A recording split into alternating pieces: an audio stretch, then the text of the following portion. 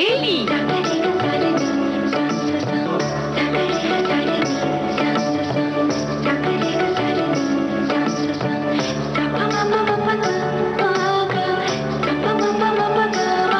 सखी सहेली।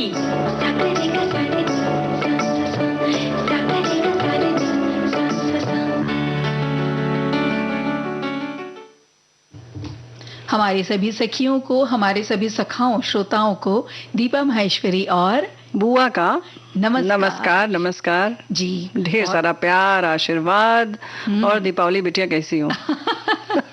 हमारे श्रोता ने शायद प्रेम पूर्वक लिख दिया है। हाँ, तो भाई दीपावली में से ही तो दीपा लिया गया है ना। ये बात तो बिल्कुल सही है। जो दीपा की जो लड़ियां हो, दीपावली हो गई, और उसमें से एक दीपा हमारे पास बैठी हुई हैं।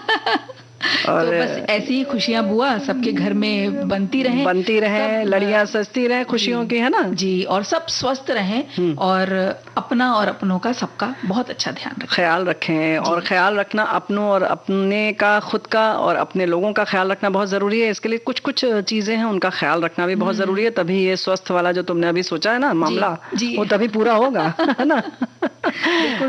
तो इसी के लिए तो हम लोगों ने बात की है ना कि इलाज के लिए इंटरनेट के माध्यम से कितना भरोसेमंद है, या इलाज के लिए हम हमेशा मुंह ताकते हैं कि इंटरनेट के माध्यम से कुछ जानकारी मिल जाए तो वो कितना भरोसेमंद है। हाँ, है ना? ये जानना बहुत जरूरी है। इस पे बातें करेंगे और बहुत सारे संदेश हमारे सभी श्रोताओं ने भेजे भी हैं, उन्होंने अपनी राय भी बताई है जी। और अगर कभी शहर बुआ बदलना पड़े, ना बदलना पड़े तो भी बदल लीजिए कभी। अच्छा, अरे बड़ा मजा आता है भाई। और क्या, लेकिन ऐसा रोमांच सब में होना चाहिए कि और क्या में रहता ना, नहीं भाई हम तो हम भले हमारा शहर भला। ठीक है, आपका शहर भी वहीं बना रहेगा। अगर आप छोड़ के कहीं और बस जाएंगे थोड़े दिन के लिए तो भी वहीं बसा रहेगा, है ना। बिल्कुल, यानी कि उसको जो कहते हैं ना कि डेरा, आप कहीं और थोड़े दिन के लिए डेरा कहीं और डाल लीजिए, लेकिन उस डेरे पर क्या क्या ख्याल रखें। अगर नया बसेरा हो रहा है आपका कहीं, तो जो टिप्स हैं वो थोड़े से हम लोग मिलके दे देंगे दीपा, है ना। बिल्कुल, और हमारे सखियां भी दे देती हैं, बहुत सारी अच्छी बातें बताती हैं। और आज सोमवार है तो आज तो कथा सुधा का दिन है, तो कहानी का बड़ा इंतजार सभी को रहता है। इंतजार हमें भी है। तो प्रायश्चित का हम दूसरा भाग सुनेंगे कहानी का, ये पठन सुनेंगे आज हम लोग।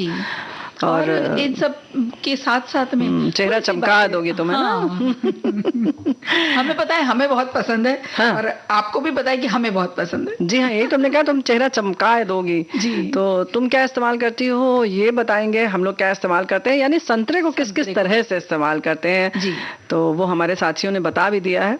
चाय में तो प्रयोग बता दिया है, बाकी क्या होगा ये हम बताएंगे सौंदर्य के लिए। और आप भी बताइए, स्वागत है आपके संदेशों का। जी बिल्कुल। और अब बात करते हैं यही कि हम इंटरनेट के माध्यम से जो भी इलाज के बारे में हम जानते हैं वो कितना सही है कितना नहीं है। देखिए ना, वो सिर्फ एक क्लिक और बहुत सारी जानकारियां हमारे सामने आ जाती हैं। बड़ा मजा आता है जब आप डॉक्टर के पास जाते हैं और जब वो डॉक्टर कुछ ऐसे लिखता है, बताते हैं कि ऐसा ऐसा, तो बोले नहीं डॉक्टर साहब इस वाली बीमारी में ऐसा नहीं होता, ये तो उस बीमारी में ऐसा होता है। मतलब उल्टी हो जाती है, और क्या। तो फिर ऐसे डॉक्टर साहब मुंह देखते हैं अपने गाल पर हाथ रख के, अच्छा तो तुम ही बता लो भाई, हमने तो जो इतने साल की पढ़ाई की है, 5 साल 7 साल हो सकता है उससे भी ज्यादा पढ़ाई की हो, तो वो सब तो मतलब बेकार ही किया हमने। आपने एक क्लिक में सब पता कर लिया। और खास तौर से जब वो दवाएं लिखते हैं तो हम कहते हैं नहीं डॉक्टर साहब इस पे तो ये बड़ी नुकसानदेह चीजें हैं, ये कैसे आप लिख रहे हैं हमको। ऐसा हुआ होगा, ऐसा भी हुआ होगा, है ना। और ऐसा हम सुन भी लेते हैं अपने ही घरों में। हम किसी न किसी को सुन लेते, कोई एक तो बोलता है अरे हमको ये दवा दी थी और हमने इंटरनेट पे सब देख लिया, इसके साइड इफेक्ट्स क्या है, इसके फायदे क्या, हमें सब कुछ पता है। और उस आधार पर हम यहाँ तक कि डॉक्टर को भी, चिकित्सक को भी उसी पैमाने पर रख के एक डिग्री दे देते हैं, या यूँ कहना चाहिए कि एक प्रमाण पत्र दे देते हैं कि ये डॉक्टर कैसे हैं जी। तो भाई आप देखें जरा सा कि आप क्या कर रहे हैं जी। हम तो ऐसी ही बातों को लेकर आते हैं, है ना। तो इस तरह खुद अपने शरीर में लक्षण ढूंढना और खुद इलाज तय करना बुआ, ये जोखिम भरा भी हो सकता है। बिल्कुल हुआ ही है, हमारे बहुत सारे साथियों के संग हुआ होगा, वो जरूर बताएंगे। वैसे हमारे जो साथियों ने बताया है वो पहले बता दे तो ज्यादा अच्छा रहेगा, क्योंकि इन्होंने लिखा है कि भाई तुम कुछ बता रही थी ना, क्या लिखा है जी। ये कह रहे थे कि इंटरनेट कितना भरोसेमंद है जी। तो पहले तो इंटरनेट से कुछ लोग ये सलाह भी लेते हैं कि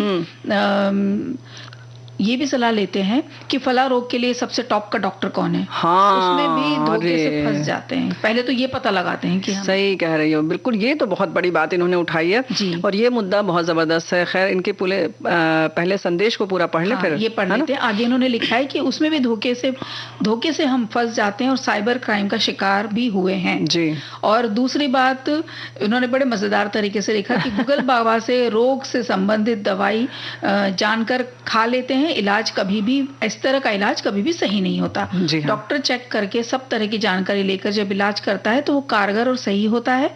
हर शरीर को हर तरह की दवा अलग अलग तरह से असर करती है।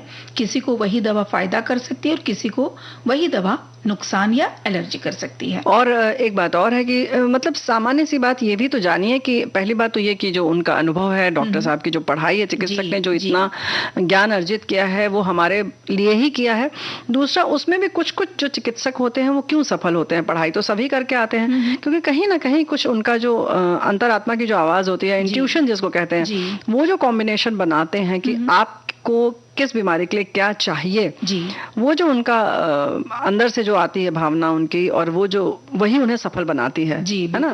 तो वो जो है उसका लाभ कौन उठाएगा। हाँ। ये तो बिल्कुल रोबो वाली बात हो गई कि हम अक्सर हमसे पूछा भी जाता है बहुत सारी जगहों, आप रोबो तो नहीं है, लेकिन हम खुद काम वही कर रहे हैं। हाँ। कि हम इंसानों वाला काम नहीं कर रहे हैं। और यही होता है ना बुआ कि हम आधी रात को उठते हैं और मान लीजिए एक उदाहरण के तौर पे कि आधी रात को उठे, हमें पेट के कहीं पे कोई निचले हिस्से में हमें दर्द होता है। हाँ। अब हम घूमते रहते हैं लेकिन फिर भी हमारा दर्द कम नहीं होता। हाँ। इंटरनेट पे हम फट से जाते हैं और सर्च करने लगते हैं हो क्या रहा है ये मुझे, है ना। और फिर कई वेबसाइट में लिखा होता है कि ये तो कब्ज हो सकता है, गुर्दे की पथरी हो सकती है, या कोई संक्रमण हो सकता है, गैस का कारण भी हो सकता है। अब हमारा दिमाग सीधे गंभीर रोग की ओर ही सबसे पहले जाता है। बिल्कुल। और फिर तनाव में हम आ जाते हैं। उसके बाद नींद नहीं लगती, और जब नींद नहीं लगती हम घर के दूसरों को भी परेशान कर देते हैं। बात हो सकता है बड़ी भी हो सकती होगी, छोटी भी हो सकती है, लेकिन हम देखिए कहां से कहां पहुंच जाते हैं। यही तो हम कह रहे हैं कि एक बात और है कि हो सकता है कि आपकी इस चिंता की वजह से जो बीमारी नहीं थी वो भी हो जाए आपको। ऐसा भी हो सकता है। हमारे साथी वैसे लिख रहे हैं कि इलाज और इंटरनेट दोनों में ई कॉमन है, तो उस पर भरोसा करने में भलाई है। आजकल गूगल गुरुदेव की कृपा से कई सारी उपयोगी जानकारी घर बैठे मोबाइल पर मिल जाती है। उस जानकारी के आधार पर इलाज के लिए उचित और सक्षम डॉक्टर की सलाह लेने में काफी आसानी रहेगी। देखो, इन्होंने बहुत अच्छी बात कही है। ऐसे तो लग रहा है कि ये शायद बता रहे हैं कि नहीं इंटरनेट के भरोसे रहें, लेकिन उससे क्या है कि ये बता रहे हैं कि सक्षम डॉक्टर की सलाह लेने में आसानी रहेगी। यानी कि जैसे पता चला ना कि हम डॉक्टर वहां से ढूंढ लेते हैं, या किस बीमारी के लिए किस डॉक्टर को हमें किस डॉक्टर के पास जाना है, अक्सर ये भी जानकारी हमें नहीं होती, तो वो सलाह आप ले सकते हैं। हाँ। लेकिन ये वाली जो तुमने अभी कहा ना कि अभी गुर्दे की समस्या हो सकती है, हो सकता है पथरी हो, या हो सकता है किडनी फेल हो रही हो हमारी। अच्छा, हाँ, इसमें ऐसा लिखा होता है। हाँ, बिल्कुल। अरे तो भाई हमने उसको बिल्कुल प्रमाणिक मान लिया है ना कि ये जो बता रहा है वो बिल्कुल सही है। तो मतलब इंटरनेट का कोई भी माध्यम हो, किसी भी माध्यम से हम ले लेते हैं जानकारी, और कुछ कुछ ऐसा ही देख लेते हैं, ऐसी दवाओं के बारे में कर लेते हैं। ये भी देख लेते हैं कि सर दर्द अगर हो रहा है तो ये तो कभी ठीक ही नहीं होगा, या ठीक हो जाएगा। फिर कभी कभी जैसे इन्होंने लिखा कि साइबर क्राइम के शिकार हो जाते हैं, तो ये जो डॉक्टर के हम नंबर लेते हैं वो बहुत बड़ा चंगुल का मामला है। क्योंकि अक्सर ऐसा होता है कि आप जब देखेंगे कि आपने जैसे फोन ढूंढा नंबर, और आपने एक नंबर पर मिलाया, तो क्राइम वाले बैठे हुए हैं। शिकारी, हाँ, शिकार जो है वो बैठे हुए हैं कि कहाँ से शिकारी बैठे हुए हैं कि कैसे शिकार मिले। तो वो क्या करते हैं कि अच्छा, उन्हें पता चल जाता है कि अगर अच्छा आप चिकित्सक का नंबर ढूंढ रहे हैं तो सामने से आपके पास कॉल आएगा कि अच्छा आपको मतलब हड्डी के डॉक्टर चाहिए, तो आप कहेंगे हाँ जाहिर आप वही ढूंढ रहे हैं। और उसके बाद जैसे ही बताएंगे हाँ ये डॉक्टर है और हम डॉक्टर के क्लिनिक से ही बोल रहे हैं, आपका नंबर आपका ये तो लगा देते हैं और इतना पैसा आप जमा कर दीजिए, और हम कर भी देते हैं। जी हाँ, कर देते हैं, क्योंकि हम बीमार हैं और परेशान हो चुके हैं और हम दर्द में हैं, तो उस वक्त कुछ समझ नहीं आता। लेकिन एक बात जरूर समझ आ रही, एक गीत सुनने। हाँ, दर्द का निवारण सबसे अच्छा यही है। जी। मुझे दर्द रहता है, दिल में दर्द रहता है। अच्छा। मुझे भूख नहीं लगती, मुझे प्यास नहीं लगती। बाप रे। सारा दिन तड़पती हूँ, सारी रात जगती हूँ, जाने क्या हुआ मुझको, कोई दे दवा मुझको। मुझे मुझे दर्द रहता है, दिल में दर्द रहता है, मुझे भूख नहीं लगती, मुझे प्यास नहीं लगती, सारा दिन तड़पती हूँ, सारी रात जगती हूँ, जाने क्या हुआ मुझको, कोई दे दवा मुझको, मुझे दर्द रहता है, दिल में दर्द रहता है। तो हरि नाम को जाप के गंगा जल पी लेना, अरे हरि नाम को जाप के गंगा जल पी लेना, पीकर फिर आराम से प्राणी जुग जुग जी लेना, यदि फिर भी ना मिले तुझे आराम, तो रक्षा करे तेरी सिया राम, सिया राम, सिया राम, सिया राम, सिया राम।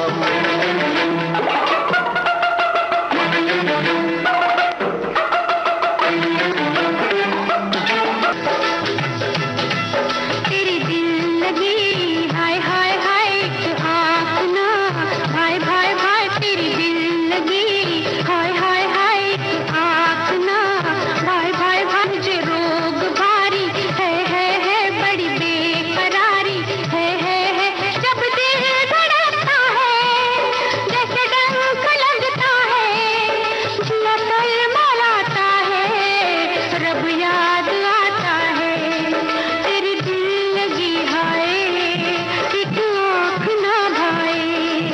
है बुरा आँख का रोग सुंदरी सुध इसकी लेना, है बुरा आँख का रोग सुंदरी सुध इसकी लेना, सुरमा बांबू शाह कबर आँखों में जी लेना, यदि फिर भी हो वही सुबह हो शाम, तो रक्षा करे तेरी सिया राम, सिया राम, सिया राम, सिया राम, सिया राम।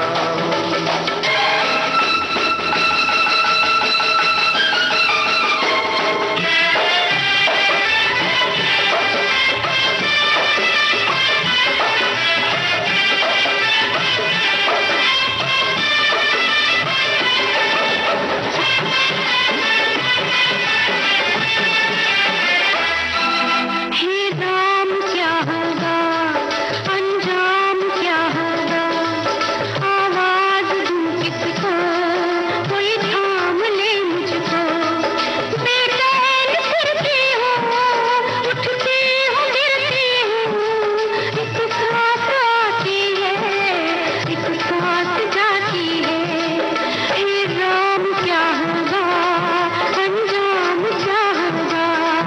अरे जटाधारी के नाम बाल के एक रस्सी लेना, जटाधारी के नाम बाल के एक रस्सी लेना, और गले में फंदा डाल के हर दुख से छुट्टी लेना, यदि फिर भी ना बने तेरा काम, तो रक्षा करे तेरी सिया राम, सिया राम, सिया राम, सिया राम, सिया। भाई अगर इस तरह की आदत है तो सच में ईश्वर बचाए, जी है ना बुआ? तो रक्षा तो उसकी भगवान ही करेंगे, ऊपर वाला ही करेगा। वैसे हमारे एक साथी ने बड़ी अच्छी अच्छी बातें और बहुत ज़रूरी बातें लिखी हैं कि 12वीं कक्षा के बाद 12 साल की पढ़ाई के बाद स्पेशल डॉक्टर बनते हैं, काफ़ी दिक्कत आती है, और फिर जब दर्दी सर्च करके जब डॉक्टर के पास के साथ बहस करते हैं तब मुझे काफ़ी गुस्सा आता है। आभार। तो दर्दी का मतलब हो गया कि बीमार जो भी होता है, जिसको दर्द होता है। तो बात बिल्कुल सही है, यही हम भी कहना चाह रहे हैं कि इतने विशेषज्ञ के पास आप जाते हैं तो अपनी विशेषज्ञता जो भी है, विद्वत्ता है, उसको थोड़ा सा अपनी पॉकेट में रख लीजिए, बिल्कुल, है ना। और ये आसान नहीं है, ये पढ़ाई जो बहुत मुश्किल है, वो जानते हैं जी। तो इनको इतना मतलब इस चीज को क्यों, क्योंकि हमारे हाथ में है मोबाइल और हम सब कुछ देखते हैं, तो इतना हल्के में नहीं लेना चाहिए, हाँ, बिल्कुल गंभीरता से लेना चाहिए। एक और मैसेज इस तरह से ही आया बुआ कि हमारे जमाने में जब भी कोई बीमार होते तो पड़ोसी और रिश्तेदारों का तांता लग जाता था जी। उनकी बिन मांगी सलाह से बीमार व्यक्ति और अधिक बीमार हो जाते थे। ठीक उसी तरह आज के समय में इंटरनेट पर छपी मुफ्त की सलाह से बीमार व्यक्ति को लेने के देने पड़ जाएंगे। रोग गंभीर रूप धारण करने से पहले किसी डॉक्टर या विशेषज्ञ से परामर्श करें तो बेहतर है। बिल्कुल सही बात है, यानी कि शुरुआती दौर में ही आप सीधे चिकित्सक के पास जाइए, बिल्कुल अपनी जानकारी, बाकी ज्ञान बढ़ाइए ना, अपने शरीर से क्यों खिलवाड़ करना है। हाँ सही बात। क्योंकि बड़ी मजेदार बात इन्होंने लिखा है कि एक बात शेयर करना चाहती हूँ। पिछले साल रेगुलर चेकअप के लिए आंख के डॉक्टर के पास गई, कुछ बोल ही रही थी कि डॉक्टर बीच में मुझे टोक कर बोले, इंटरनेट से कुछ पढ़कर तो नहीं आई है। जब बात समझी तब मैंने कहा, डॉक्टर साहब मैं इंटरनेट वाली नहीं हूँ, ये आजकल के बच्चे करते हैं। तो वे हंसने लगे। तो बात तो सही है। डॉक्टर को कितने इस तरह से मरीज आते होंगे जो इस तरह की जानकारियां देते होंगे, बिल्कुल, कि उन्हें ये बोलना पड़ा। और देखिए एक और इसी तरह का मैसेज है कि हर एक रोग के बारे में इंटरनेट का उपयोग जो है वो दुरुपयोग जैसी बात है। रोग के बारे में जानना चाहिए, ठीक है, लेकिन उसका इलाज नेट पर ढूंढना खतरे से खाली नहीं है। हमारे फैमिली डॉक्टर ने अपने क्लिनिक में तो बड़ा सा पोस्टर लगाया हुआ है और उसमें लिखा है, don't ask computer but ask your doctor. क्या बात है, कुछ नई जानकारी मिलेगी। इन्होंने लिखा है, बिल्कुल सही बात है। और ये भी है कि पूरी दुनिया को ही मुट्ठी में करने की होड़ में हम सुविधा भोगी प्राणी जल्द ठीक होने के क्रम में अपने हितों को लेकर उतने सचेत नहीं रहते हैं। घर बैठे ही सर्व सुविधा युक्त हो जाना चाहते हैं। फलतः तदनुसार दुख और सुख के हिंडोले में झूलते हुए सच्चिदानंद से दूर ही रहते हैं। तो वैसे सच्चिदानंद की बात इन्होंने कही है, ठीक है, लेकिन जो डॉक्टर भी सच्चिदानंद स्वरूप ही हैं। जब बीमारी आती है उनके पास जाना रहता है तो वही लगता है, एक वही आस जी, एक उन्हीं से रहता है हमें। और रखना भी चाहिए, सिर्फ उन्हीं को भरोसे का मंद मानकर सिर्फ चिकित्सक के पास जाएं। किसी भी तरीके से उससे बचें। आप इस तरीके की दाएं बाएं ना देखें तो अच्छा है। अक्सर हम आस पड़ोस में लोगों से सलाह ले लेते हैं, अच्छा तुम्हें भी तो खांसी हुई तो तुमने क्या किया था। मतलब घरेलू इलाज कीजिए आप, हम वो नहीं कहते हैं, हाँ, लेकिन हाँ कोई भी दवा ना लें और उसकी जो जड़ में जाए बगैर कुछ भी ना करें। बिल्कुल है ना। और ये ठीक है कि अच्छा लगता है जब कोई पूछता है कि क्या हुआ, लेकिन उसके चक्कर में ये नहीं हो कि अरे चलो थोड़े से बीमार हो जाते हैं, सब पूछते हैं कि क्या हुआ। क्या बात है, ये तो वर्ड फेमस है भाई। देखो कि इस तरीके की जो दिक्कत है ना, वो बाद में सरदर्दी बन जाएगी आपको। तो ध्यान रखिएगा। तो सरदर्दी से बचते हैं बुआ, और एक गीत सुनते हैं।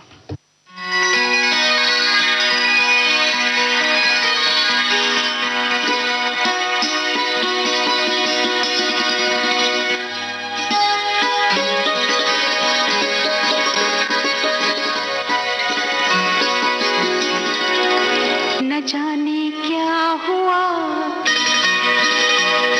जो तूने छू लिया, न जाने क्या हुआ जो तूने छू लिया। खिला गुलाब की तरह मेरा बदन निखर निखर गई, संवर संवर गई, निखर निखर गई, संवर संवर गई। बना के आईना तुझे जाने मन, न जाने क्या हुआ जो तूने छू लिया।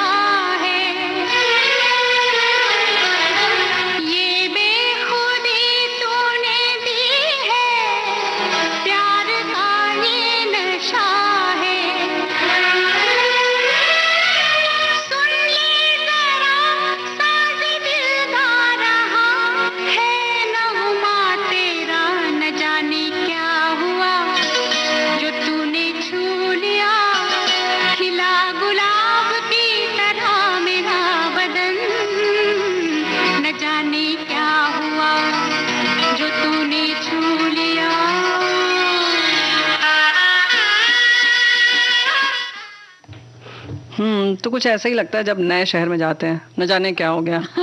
सब कुछ नया नया लगने लगता है ना, लगता है, और समझ में नहीं आता कि शुरुआत कहाँ से करें। हाँ, लेकिन हमें लगता है कि एक खुशी का भी ये सबब है, नई जगह जाना, नई भाषा सीखना। हालांकि हमारे साथियों ने अलग अलग तरीके के अपने अनुभव लिखे हैं।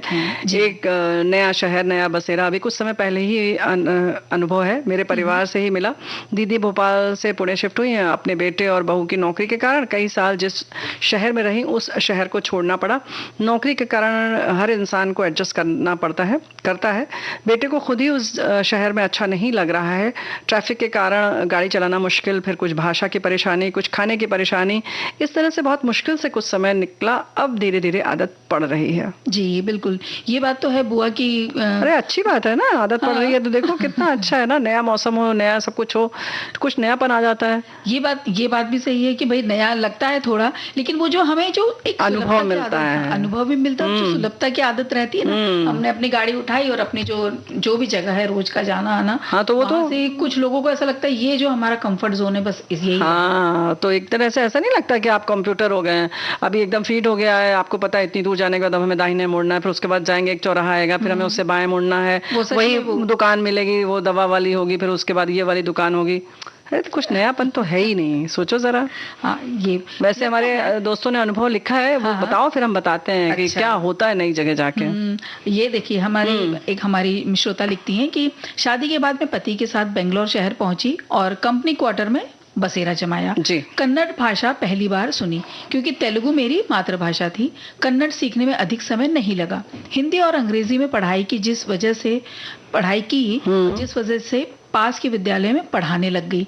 अब जब अपने शहर से बाहर निकलकर आई तब भाषा का महत्व समझ में आया। हाँ, भाषा का महत्व समझ में आया, और आपका जो ज्ञान बढ़ा, यानी कि आपने जो भाषा सीख ली, वो कितनी बड़ी बात थी। आपको मुफ्त में एक भाषा सीखने को मिल गई। जब थोड़े असुविधा सी होती तो हम अपने आप कोशिश करते हैं ना, और जी, तब कितनी चीजें आपको मिलती हैं, जैसे कि आपको पानी में जब आप गिर ही जाते हैं तो तैरना आ ही जाता है, नदी में तो वैसा ही कुछ होता है। तो किस तरह से हमको समझौता करना आता है जिंदगी के साथ, सामंजस्य स्थापित करना आता है, और ये जो कंप्यूटर वाली चीज है उससे बाहर निकलना आता है। एक बहुत बड़ी मजेदार बात है, लेकिन हमारे एक साथी का और संदेश है, वो पढ़ लो फिर बताते हैं कि सबसे अच्छी बात क्या होती है शहर बदलने में, पता है? तो एक संदेश आप पढ़ ले। हाँ, हमारी बहनों के लिए खास तौर से है वो बात। नया शहर नया बसेरा कहा जाता है, जहां अन्न पानी लिखा हुआ होता है वहीं जाना पड़ता है, फिर वो नौकरी के लिए हो या खुद के व्यवसाय के कारण। आज से 49 साल पहले नौकरी के कारण मेरे नेटिव से मुझे बाहर जाना पड़ा, तब वो मेरे लिए नया बसेरा बन गया, जिसके कारण मेरे नसीब के द्वार भी खुल गए। जीवन साथी भी उसी गांव से ही मिल गई। आज हम दोनों सेवानिवृत्त होकर उसी गांव में उसी बसेरे में ही हंसी खुशी से जीवन बिता। क्या बात है, बहुत अच्छी बात है। वैसे हम लोग तो दीपा बेटे ये बात करने जा रहे थे ना कि दिक्कतें क्या क्या आती हैं, या किस किस चीज के लिए सतर्क रहें घर आदि ढूंढने में। लेकिन एक बात है कि अगर नौकरी करते हैं तो भी आप नए शहर गए, अब जो साड़ियां जैसे आप 10 साल से पहन रही थी, आपको खुद लगता है 5 साल से तो वही साड़ी हम कार्यालय में पहन कर जा रहे हैं, अपने व्यवसाय में जा रहे हैं, या शिक्षक हैं तो भी, शिक्षिका है तो भी। आप नई जगह जाते हैं तो वही 10 साल पुरानी साड़ी भी लोग कहते हैं, या कपड़ा है, शर्ट भी है अगर आपके हमारे भाइयों की, अरे वाह बड़ा अच्छा लग रहा है ये कपड़ा तुम्हारा, तो लगता है अरे वाह ये तो फिर से नई हो गई।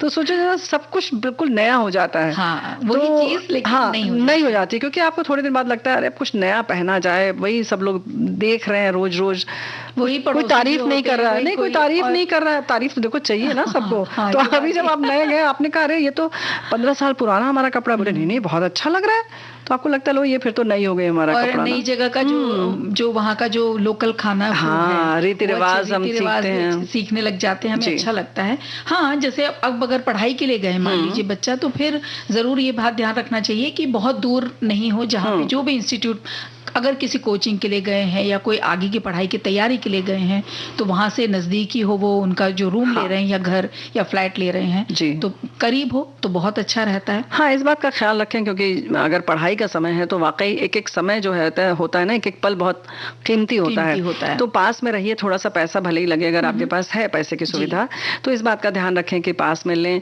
ऐसे ही अगर आप नौकरी की वजह से या किसी भी वजह से नए शहर में जा रहे हैं, तो किराए पर अगर घर लेना है, तो दीपा बेटा ऐसा अगर संभव है आपके पास, कोई रिश्तेदार हैं या कोई और रह रहा है वहां पर, या गेस्ट रूम वगैरह कुछ आपके कार्यालय का है, तो वहां थोड़े दिन रह लीजिए, फिर किराए का घर ढूंढिए। वहां रह के ढूंढना ज्यादा आसान है, बजाय कि आप जाएं खाली 2 दिन के लिए। ढूंढ के अगर आपको बिल्कुल तय करना है, वो थोड़ा मुश्किल भी हो जाता है, और जल्दबाजी में हम कभी कॉन्ट्रैक्ट ढंग से नहीं देखते, या हम बनाते नहीं है, या जो भी दस्तावेज बनने हैं किराए के घर के लिए, तो हम उसमें देखते नहीं है कि कितना हमने एडवांस कितना देना है। हम हर चीज में हाँ कर देते हैं क्योंकि हमें जल्द चाहिए होता है जी। और चाहिए होने वाले मुद्दे पर बहुत सारे लोग उसका फायदा उठाते हैं। अगर आपको पता रहेगा तो ज्यादा आसानी भी रहेगी, आपको थोड़ा बहुत समझ में आ जाएगा कि कौन सा मोहल्ला, कौन सा इलाका, कौन सी कॉलोनी अच्छी है। हो सकता है कि आपको उतने में ही ज्यादा बेहतर जगह मिल जाती है अगर आप 15 दिन और रुक जाते। या कभी कभी ऐसा भी होता है कि मतलब जो समय की स्थिति होती है कि दूर जाने आने की बात होती है, दस्तावेज देखने की बात तो है ही, लेकिन उसके संग संग जो चीजें देखना होता है। अब आपने देखा अच्छा ठीक है 2 कमरा तो है, लेकिन आपने बहुत सारी चीजें नहीं देखी। हमारे साथियों ने पहले भी साझा किया था कि बाद में पता लगा कि बहुत सस्ता मकान था, बाद में देखा तो कहीं वहां पर आसपास श्मशान था, या कूड़ा घर हो सकता है बहुत बड़ा हो, आपको 2 दिन में नहीं दिखा जी, या नाला हो आसपास कहीं होगा, या पानी की समस्या होगी, पानी हर वक्त या 24 घंटे उपलब्ध नहीं होता होगा, या सुबह के टाइम या शाम के टाइम, या बिजली जाती होगी जल्दी। तो इन सारी चीजों के लिए तो थोड़ा समय आपको चाहिए, लेकिन अगर नहीं है समय तो भी दस्तावेज वगैरह है या जो भी औपचारिकताएं होती हैं कागज संबंधी, उनको भले ही आप समय लगे या थोड़े पैसे लगे, उनका मुंह ना देखें, क्योंकि हो सकता है 10 रुपए बचाने के लिए आपको 100 रुपए खर्च करने पड़ जाए बाद में, या ज्यादा खतरा आप मोल ले रहे हो। तो वो दस्तावेज वगैरह, जैसे कहीं बहुत सारी जगहों पर पुलिस वेरिफिकेशन जरूरी होता है, और कर भी लेना चाहिए आपको स्वयं आगे बढ़कर के नहीं हमको वहां पर देना है लोकल स्थान पर कि मैं यहाँ रह रहा हूँ। बिल्कुल, ये अपने लिए ही बेहतर होता है। ऐसे ही जैसे फुल्ली फर्निश्ड घर होते हैं, सेमी फर्निश्ड होते हैं, बिना फर्नीचर के घर होते हैं, तो आपको कैसी जरूरत है ये देखिए आप, तय करना जरूरी है। और भाई अगर फैमिली आ रही, पूरा परिवार साथ में आ रहा है, तो फिर फर्नीचर वगैरह अगर आ रहा है या नहीं आ रहा है कितना और कितने की जरूरत है, वो सब देखभाल के सोच समझ के, हवादार घर है या नहीं, आपकी जरूरत क्या है, आप थोड़ा दूर शांत वाला घर लेना चाहते हैं, या आप ऐसा लेना चाहते हैं कि भाई हमारा सब जो रोजमर्रा की चीजें वो हमें पास में मिल जाए। सबकी जरूरतें अलग अलग होती है। बिल्कुल सही बात है। ऐसा भी हो सकता है कि 4 लोगों का परिवार है, उसमें सिर्फ एक जो है वो नौकरी पर जाते हैं, तो थोड़ा आप दूर भी घर ले सकते हैं कि ठीक है वो सुबह निकले एक बार कार से, या कोई भी किसी भी व्हीकल से, हो सकता है 2 पहिया हो या कोई सार्वजनिक वाहन हो, उससे निकले और सीधे फिर शाम को ही उनको घर आना है तो कर सकते हैं। लेकिन अगर 3-4 को निकलना है तब तो भाई सारी सुविधाएं आपको देखनी होगी, और ये भी देखना होगा कि अंतराल हमें कब लेना है। समय आ गया।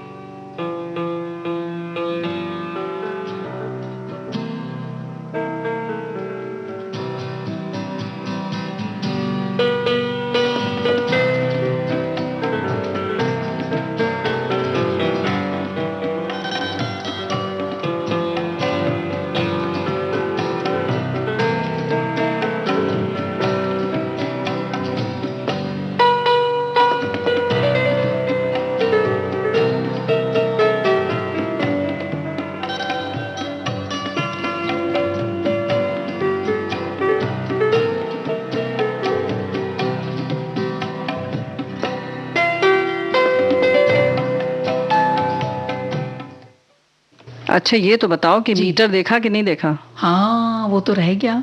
अच्छा, हमें लगा कि तुम कुछ और मीटर देखने लगोगे। यानी कि भाई जो घर हम लेने जा रहे हैं उसमें बिजली का मीटर है, कहीं कहीं पानी का मीटर भी चलता है, तो आप उसकी रीडिंग रख लें। ऐसे ही कुछ लोग होते हैं जैसे जहां पर आपको पंखा, बल्ब, ट्यूबलाइट आदि लगा हुआ अगर मिल रहा है, या यहाँ तक कि नल की टोटी, बेसिन, ये सब भी अगर वो लिख कर दे रहे हैं, तो आप उसके जो कॉन्ट्रैक्ट होता है, जो हम दस्तावेज तैयार करते हैं, एग्रीमेंट जिसको कहते हैं ना, हलफनामा जिसको कहते हैं, तो वो जो मंजूरी पत्र आप तैयार करते हैं उसमें वो अगर नंबर लिख लेंगे तो ज्यादा अच्छा है। नहीं तो बहुत छोटे छोटी छोटी चीजों के लिए क्या होता है बाद में हाँ ये बहस में बदल जाती है जी। यानी कि अगर आप अक्सर जैसे हमारे साथी लिख ही रहे हैं कि 3 वर्ष के लिए गए, 3 वर्ष 4 वर्ष या 5 वर्ष आप रहे, बहुत अच्छे से रहे, निकलते समय सिर्फ एक बल्ब की अगर दिक्कत आ गई कि उन्होंने कहा नहीं यहाँ तो लगा था, आपने कहा नहीं लगा था, तो उनको लगेगा कि ये हमारा ले जा रहे हैं और आपको लगेगा जबरदस्ती हमारे ऊपर इल्जाम लगा रहे हैं चोरी का। तो वो 3-4 साल की जो मेहनत है, प्यार मोहब्बत ना 2 मिनट में धूमिल हो जाती है। बिल्कुल सही बात है ना। ये तो ऐसा हमारे एक दूर के रिश्तेदार के साथ भी हुआ था वो कि जो अपना मशीन रहता ना जिसमें कि एयर अपने ऊपर आ जाती है चूल्हे के ऊपर, वो कभी चलता ही नहीं था। अच्छा। अब वो उन्होंने मकान मालिक को बता दिया कि ये चलता नहीं है मशीन, आप देख लीजिए इसी तरह की ये। लेकिन वो जब घर जब चाबियां सौंपने लगे तो ये कहने लगे कि नहीं हमारा तो सब पूरा अच्छे से चलता था और आपने खराब करके दिया। तो उन्होंने जो हम एडवांस जो पैसा देते हैं उसमें से उन्होंने वो पैसा काट लिया, लौटाया। लेकिन ये जो किराएदार जो हमारे रिश्तेदार थे उन्होंने बोला अब हम जाते जाते ये 2-3 हजार रुपए के लिए क्या उनसे हम रिश्ता बहस करें। सही बात है, बहस करें। तो इस तरह की बातें हो जाती हैं। लेकिन जिंदगी भर ये बात मन में मलाल रह जाता है कि ये तो बड़े गड़बड़ हो गया, ये ऐसे करेंगे, ये तो हमने सोचा ही नहीं था। ऐसा हो जाता है दोनों तरफ से। तो कभी ऐसा होता है किराएदार, कभी ऐसे मकान मालिक, ऐसे खिड़की दरवाजे जो भी चीजें हैं, पानी की मोटर है, बहुत सारी चीजें होती है, पानी की टंकी है, इन सारी चीजों को देख लें कि कितनी दुरुस्त है नहीं है, कौन सी चीज टूटी है, वो सारी चीजें कहीं लिख दें तो ज्यादा बेहतर रहेगा। एक संदेश भी पढ़ देते हैं कि सबसे ज्यादा नुकसान घरेलू सामान का होता है जब भी हमें बसेरा बदलना पड़ता है, जिसे एक जगह से दूसरी जगह नए बसेरे में लाना पड़ता था। ये इनका अपना बता रहे हैं कि हम हर 3 साल में बदलते थे। और दूसरी दिक्कत ये कि बच्चों के स्कूल में एडमिशन के वक्त आता था हमें, और नए बसेरे में आने से बच्चे बहुत मायूस रहते थे क्योंकि उनके स्कूलों के जो दोस्त हुआ करते थे, मोहल्ले के दोस्त, वो हर बार बदल जाते थे। तो हम तो नए कार्यालय में अपना समय व्यतीत कर लेते थे, लेकिन बेचारे बच्चे किसके साथ खेलने जाए ये बड़ा उनको दुख रहता था। मैडम भी मोबाइल फोन से बात करके अपने पुराने पड़ोसियों से मन बहलाया कर लेती थी, मतलब अपनी पत्नी श्री के लिए। जी हाँ, लेकिन दीपा बिटिया देखो इसको हम दूसरे तरह से भी देख सकते हैं। सकारात्मक इसका पहलू ये है कि हमारे बच्चे तो भाई बड़े खुश रहते थे कि हमारे बहुत सारे दोस्त हैं और हमें कहीं ऐसा नहीं लगता कि हमें उसी शहर में रहना चाहिए था, कि हर 4 साल 5 साल में हमने शहर बदला और हमारे बहुत सारे दोस्त बने। और अभी हम जैसे बात करें तो महाराष्ट्र में इतने तरीके के नृत्य हो रहे हैं, जैसे इस समय गणेश उत्सव के समय हम देख रहे हैं। तो गौरी गणेश की जैसे पूजा हो रही है, तो वहाँ जो नृत्य हो रहे हैं वो बिल्कुल इतने अलग तरीके के हैं कि अभी 2-3 दिन पहले जो हमने देखा तो वो हम शायद अपने शहर में रह रहे होते तो इसका अनुभव नहीं उठा पाते। और अभी हमें लग रहा था कि इस पर बहुत विस्तार से हमें कार्यक्रम भी करना चाहिए कि अलग अलग जगह पर कैसे कैसे नृत्य होते हैं, कैसी कैसी परंपराएं हैं। तो कहीं ना कहीं हमारा जो पूरा भारतवर्ष है उसकी ढेर सारी संस्कृति जो है वो हम समेट लेते हैं इस तरह से जब अलग अलग शहर में रहते हैं। जी, तो सबके अपने अनुभव रहते हैं और सबके अपने बिल्कुल दिक्कतें आती हैं। सही बात है, पसंद नापसंद है जी, लेकिन ये गीत सबको पसंद आएगा, है ना।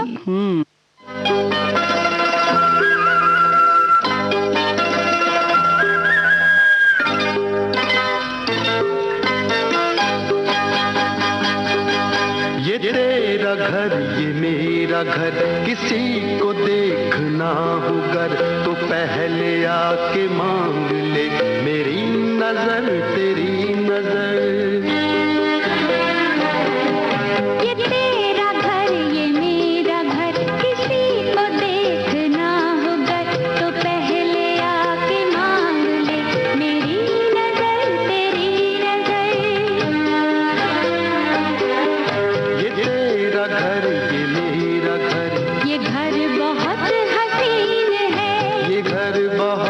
हसीन है, ये घर बहुत हसीन है,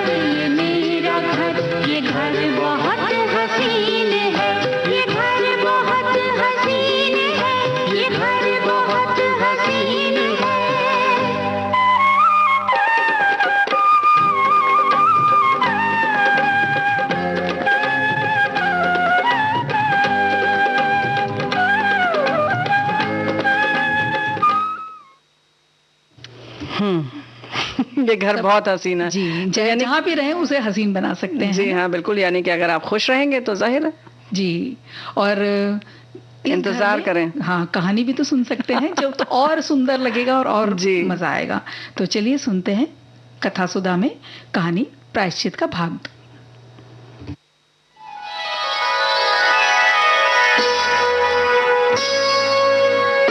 कथा सुधा भाव भरी कहानियों का सागर, जिसकी लहरें कभी मुस्कुराहट सजाएंगी तो कभी आंखें नम कर जाएंगी। सामाजिक सरोकार से लेकर परिवार तक की होंगी बातें। कुछ मनोरंजन होगा तो कुछ सीख भी मिल जाएगी। हर बार नई अनसुनी कहानी की अलग अंदाज में होगी बयानी।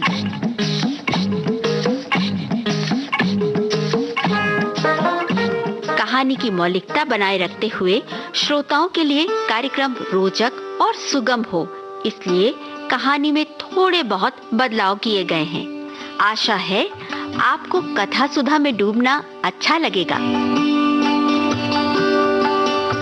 आज के कार्यक्रम में आपको सुनवाते हैं प्रेमचंद की कहानी प्रायश्चित का दूसरा भाग।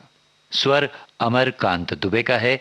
तो आइए सुनते हैं प्रेमचंद की कहानी प्रायश्चित का दूसरा भाग।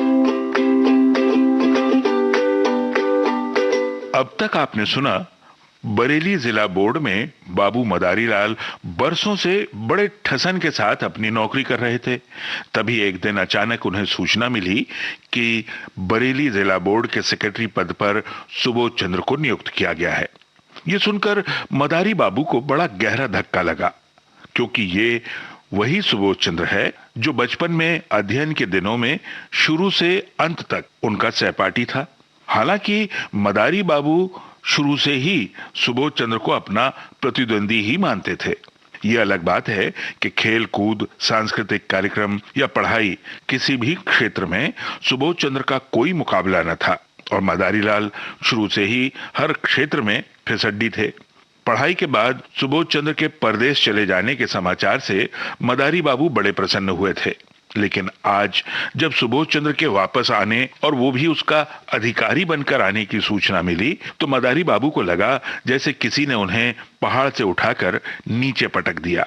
सुबोध चंद्र को कल आना था। मदारी बाबू ने आज से ही दफ्तर के सभी लोगों के सामने सुबोध चंद्र की ऐसी तस्वीर प्रस्तुत की जैसे सुबोध चंद्र कोई बहुत ही अधम, निष्ठुर और मानवता का शत्रु हो। परंतु सुबोध चंद्र ने दफ्तर में आने के बाद अपने विनम्र व्यवहार से सभी का दिल जीत लिया। तब मदारी बाबू ने अपनी जलन और प्रतिद्वंदिता की भावना से ग्रसित होकर सुबोध चंद्र को फंसाने के लिए दफ्तर के 5,000 रुपए, जो कि सुबोध चंद्र ने ठेकेदार को देने के लिए बैंक से निकलवाए थे, वो उड़ा लिए। इसके बाद क्या हुआ ये जानने के लिए अब सुनिए आगे। सहसा ठेकेदार ने आकर सलाम किया। सुबोध कुर्सी से उठ बैठे और बोले, तुमने बहुत देर कर दी, तुम्हारा इंतजार कर रहा था। 10 ही बजे रुपए मंगवा लिए थे, रसीद का टिकट लाए हो ना? ठेकेदार ने कहा, हुजूर रसीद लिखवा लाया हूं। सुबोध ने कहा, तो अपने रुपए ले जाओ, तुम्हारे काम से मैं बहुत खुश नहीं हूं। लकड़ी तुमने अच्छी नहीं लगाई और काम में सफाई भी नहीं है। अगर ऐसा काम फिर करोगे तो ठेकेदारों के रजिस्टर से तुम्हारा नाम निकाल दिया जाएगा। ये कहकर सुबोध ने मेज पर निगाह डाली। तब नोटों के पुलंदे न थे। सोचा शायद किसी फाइल के नीचे दब गए होंगे। कुर्सी के समीप के सारे कागज उलट पुलट कर डाले, मगर नोटों का कहीं पता नहीं था। हैं? नोट कहां गए? अभी तो यहीं रख दिए थे, जा कहां सकते हैं? फिर फाइलों को उलटने पलटने लगे। दिल में जरा जरा धड़कन होने लगी। सारी मेज के कागज छान डाले, पुलिंदों का पता नहीं। तब वे कुर्सी पर बैठकर इस आध घंटे में होने वाली घटनाओं की मन में आलोचना करने लगे। चपरासी ने नोटों के पुलंदे लाकर मुझे ही दिए, खूब याद है, भला ये भी भूलने की बात है। और इतनी जल्दी मैंने नोटों को लेकर यहीं मेज पर रख दिया। गिना तक नहीं। फिर वकील साहब आए, फिर मुलाकाती, उनसे बातें करता जरा उस पेड़ तक चला गया। उन्होंने पान मंगवाए। बस इतनी ही देर तो हुई है। जब गया हूं तब पुलिंदे यहीं रखे हुए थे। हाँ हाँ, खूब अच्छी तरह याद है। तब ये नोट कहाँ गायब हो गए? मैंने किसी संदूक, दराज या अलमारी में, नहीं नहीं नहीं, वहां तो रखे नहीं। फिर गए कहाँ? शायद दफ्तर में किसी ने सावधानी के लिए उठाकर रख दिए होंगे। हाँ हाँ हाँ हाँ, यही बात होगी। अब मैं तो व्यर्थ ही घबरा गया था। हाँ, तुरंत दफ्तर में आकर मदारी लाल से बोले, अब आपने मेरी मेज से नोट तो उठाकर नहीं रख दिए?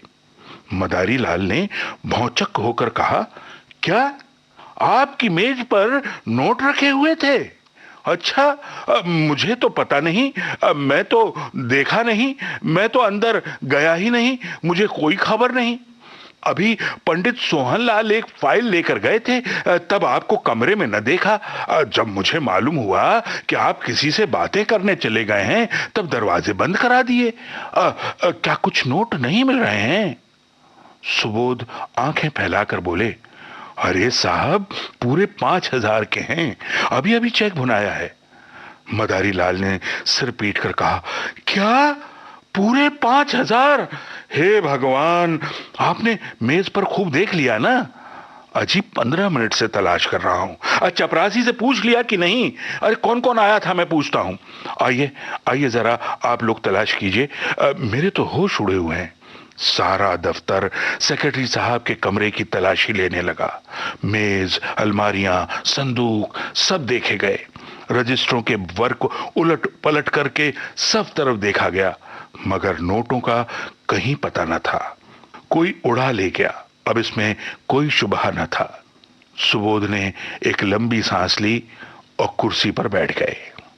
चेहरे का रंग फक हो गया, जरा सा मुंह निकल आया। इस समय कोई उन्हें देखता तो समझता कि महीनों से बीमार हैं। मदारी लाल ने सहानुभूति दिखाते हुए कहा, गजब हो गया है, और क्या, आज तक कभी ऐसा अंधेर ना हुआ था। अब मुझे यहाँ काम करते 10 साल हो गए, कभी धेले की चीज गायब ना हुई। मैं तो आपको पहले ही दिन से सावधान कर देना चाहता था कि रुपए पैसे के विषय में होशियार रहिएगा, अब मगर शुद्धनी थी, ख्याल न रहा। जरूर बाहर से कोई आदमी आया और नोट उड़ा कर ले गया। चपरासी का यही अपराध है कि उसने किसी को कमरे में जाने ही क्यों दिया है? वो लाख कसम खाए कि बाहर से कोई नहीं आया, लेकिन मैं इसे मान ही नहीं सकता। हाँ, यहां से तो केवल पंडित सोहनलाल एक फाइल लेकर गए थे, मगर दरवाजे से ही झांक कर बाहर आ गए थे वो। सोहनलाल ने सफाई दी, नहीं नहीं साहब, मैंने तो अंदर कदम ही नहीं रखा। अपने जवान बेटे की कसम खाता हूं साहब, मैंने अंदर कदम नहीं रखा। मदारी लाल ने माथा सिकोड़ कर कहा, आप व्यर्थ कस्में क्यों खा रहे हैं? अरे कोई आपसे कुछ कहता है क्या? सुबोध के कान में कहा, बैंक में कुछ रुपए हो तो निकाल कर ठेकेदार को दे दीजिए, वरना बड़ी बदनामी होगी। नुकसान तो हो ही गया है, अब उसके साथ अपमान क्यों? सुबोध ने करुण स्वर में कहा, बैंक में तो मुश्किल से 200-400 रुपए होंगे भाईजान। रुपए होते तो क्या चिंता थी, समझ लेता 25,000 उड़ गए, वैसे ही 30,000 भी उड़ गए। यहां तो कफन को भी कौड़ी नहीं है। उसी रात को सुबोध चंद्र ने आत्महत्या कर ली। इतने रुपयों का प्रबंध करना उनके लिए कठिन था। मृत्यु के पर्दे के सिवा उन्हें अपनी वेदना, अपनी व्यवस्था को छिपाने की और कोई आड़ न थी। दूसरे दिन प्रातःकाल चपरासी ने मदारी लाल के घर पहुंचकर उन्हें आवाज दी। मदारी को रात भर नींद न आई थी। घबरा कर बाहर आए। चपरासी उन्हें देखते ही बोला, हुजूर, हुजूर बड़ा गजब हो गया हुजूर, सेक्रेटरी साहब ने रात को गर्दन पर छुरी फेर ली। मदारी लाल की आंखें ऊपर चढ़ गईं, मुंह फैल गया, सारी देह सिहर उठी, मानो उनका हाथ बिजली के तार पर पड़ गया हो। छुरी फेर ली? जी हां, आज सवेरे मालूम हुआ, पुलिस वाले जमा हैं, आपको बुलाया है।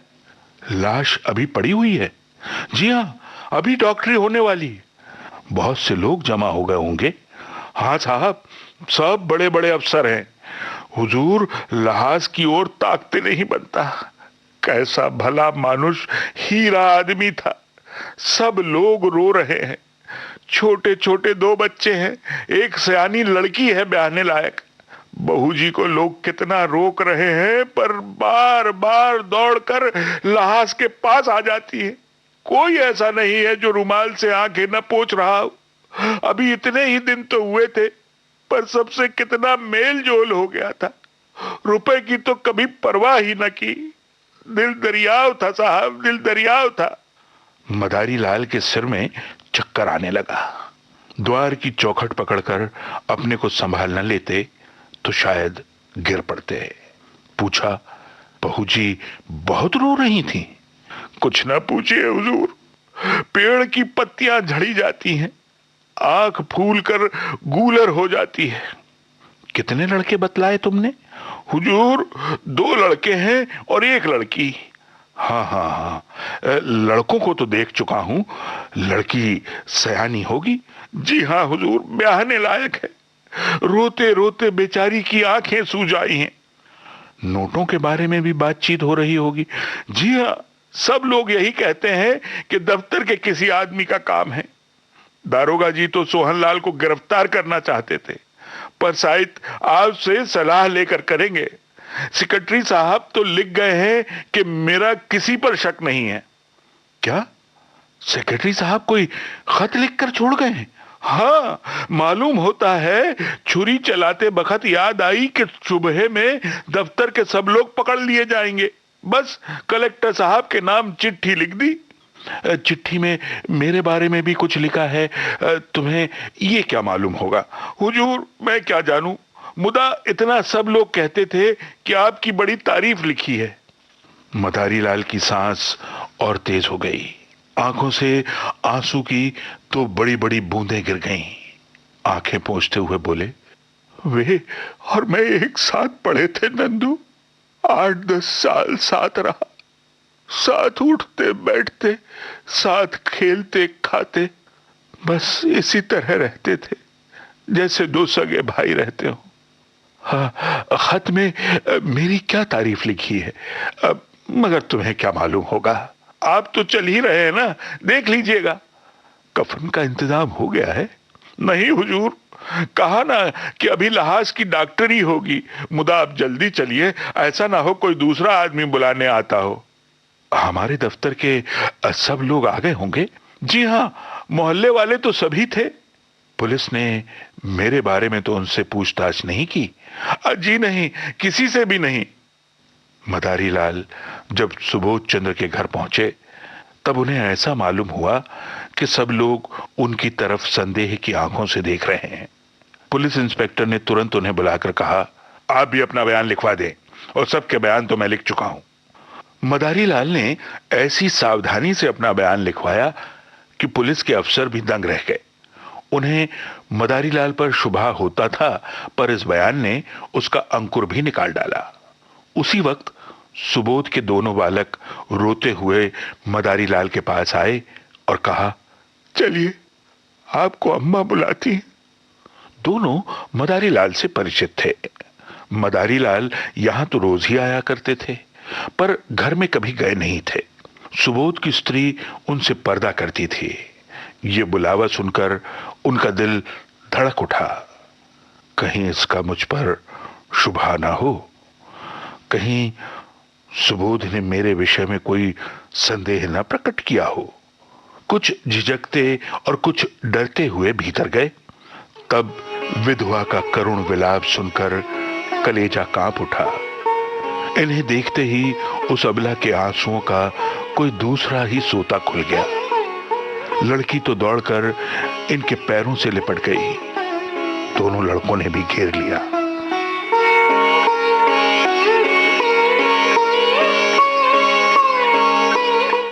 अभी आप सुन रहे थे प्रेमचंद की कहानी प्रायश्चित का दूसरा भाग। स्वर अमरकांत दुबे। आपको याद दिला दें, विविध भारती की इस प्रस्तुति के अंतर्गत अगले हफ्ते आज ही के दिन हम आपको सुनवाएंगे इस कहानी का तीसरा और अंतिम भाग।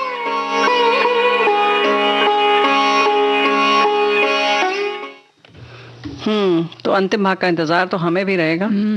सभी श्रोताओं के साथ इसका इंतजार है। और अब एक गीत। मिला है किसी का झुमका, ठंडे ठंडे हरे हरे नीम तले, ओ सच्चे मोती वाला झुमका,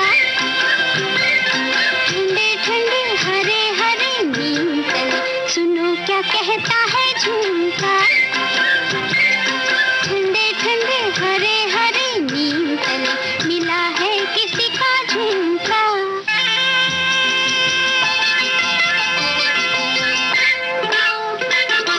प्यार का हिंडोला यहाँ झूल गए नैना, सपने जो देखे मुझे भूल गए नैना, प्यार का हिंडोला यहाँ झूल गए नैना, सपने जो देखे मुझे भूल गए नैना, हाय रे बेचारा झुमका, ठंडे ठंडे हरे हरे नीम तले, ओ मिला है किसी का झुमका।